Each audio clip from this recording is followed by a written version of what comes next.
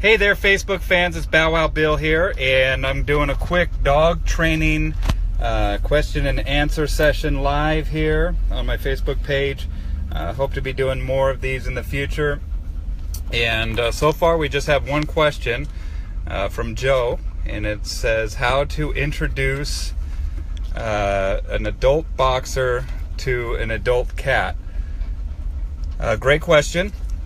I would have a couple follow-up questions for you as well. I would ask, how drivey is this boxer when it comes to cats? Is this dog ultra fixated on cats? Is this dog really interested in them?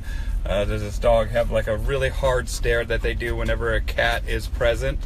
That would call for a totally different protocol than if a dog could care less about the cat being there. And so if we do have a dog that seems to be a little bit more interested in that cat than we would like, then there is a series of steps that I would do to introduce the dog and the cat. Keep in mind that every dog is an individual, every cat's an individual, and so we have the dynamic of those two individuals coming together. And I'm an expert on the dog, where the cat, you got to kind of, there's experts on cats as well, which I am not. But I can help you with the dog, and I see that dogs are much more easier to train, in my opinion, than cats are. So if we focus our attention and effort on the dog, then I think that things might go a little bit more smoothly.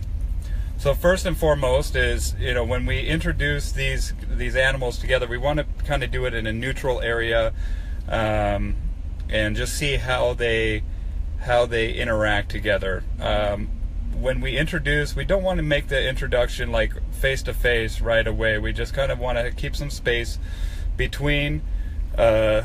Yep, the beard is growing, Dave. Keep some space, and we want to keep the arousal to a minimum, okay? And kind of keep the area more neutral area than a high value area, like where the dog is eating or might guard that territory. And basically what we're going to do is we're going to keep a quick brief introduction, where we're going to let the cat see the dog, let the dog see the cat, and we're going to pay attention to the dog's behavior. And if that dog is really fixated on that cat and super focused on that cat, then we're going to take a little bit more time to introduce this animal to the dog, because we don't want that dog to get aroused and then turn into a situation where the cat gets freaked out and runs off, and the dog gives chase. We don't want to teach the dog that this cat is something to chase or a new toy, that this cat is a family member. And same thing too, we want to make sure that that cat is not hissing or growling or going crazy with that dog. And if that dog, or if the cat is going kind of crazy with their behavior, we want to make sure that the dog is paying attention to that too and aware of that. So that's the first step, is just kind of get them in the same space, and then let them kind of get used to the daily routine, the structure of your daily life, and just see that they're part of the family dynamic now, part of the pack. And sometimes we have to isolate an animal, let them get used to the situation, but we don't want to isolate one animal far above than we do the other animal. We want to kind of balance it out, make it equal. So if we're isolating that cat a lot, then we're going to isolate that dog as well, and let that cat have free reign of that house as well. When we do finally do some supervised introductions and want them to hang out longer and longer, I definitely recommend putting that dog on a leash, or tethering them to a tie down or something like that, where we have control of that animal. And in case that dog gets aroused by a movement by the cat, or tries to play with that cat a little bit too rough, we can get quick control of that situation. And that's it. Basically what we want is we want those dogs and cats to just kind of be in the same space, not even really acknowledge or focus on the other one, just know that they're part of that same family unit, and that as long as everybody gets along, that life is going to be good. So that's it as far as introductions. Slow and steady is the name of the game.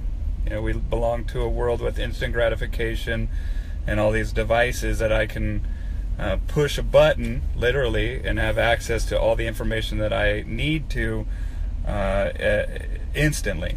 And it doesn't work that way with behavior. We have to take the time and work on it incrementally. So that would be my suggestion for introducing an adult male boxer to an adult cat. Slow and steady, and be fair to both animals, balance out if we have to isolate them, and paying attention at all times. And sometimes when we do go for the unsupervised, that comes after months and months of tried and true observation and knowing what this dog is motivated by, and making sure that they're not going to hurt this animal while we're gone. And so if anybody else has any questions regarding dog training, let me know in the comments below. I'm going to try to do this once a week here on my Facebook page, and I appreciate everybody that is a fan of mine on facebook.com/bowwowbills. And also you can send me questions to bowwowbill@gmail.com. And yeah, we have an upcoming seminar this July with Nelson Hodges, who's one of my favorite people on this planet. And we had a wonderful time with him last year, and I look forward to seeing him on my property again. And we're almost halfway sold out. So if you are planning on attending this event, it's in Arlington, Washington, July 28th, that weekend, Friday, Saturday, and Sunday. We're going to be working. Every spot is a working spot, meaning that you have to have a dog or bring a dog with you. If you don't have a dog, then we have plenty of loaner dogs that we can let you borrow. And I got one little crazy man right here, Ash, who's just finished the walk today, but I'll probably have him during the seminar. But we have plenty more in case you're without dog. So thank you, everybody. Hope you're having a wonderful Thursday, and I will try to come back next week with another session of this dog training Q&A, and have a wonderful weekend. Bye.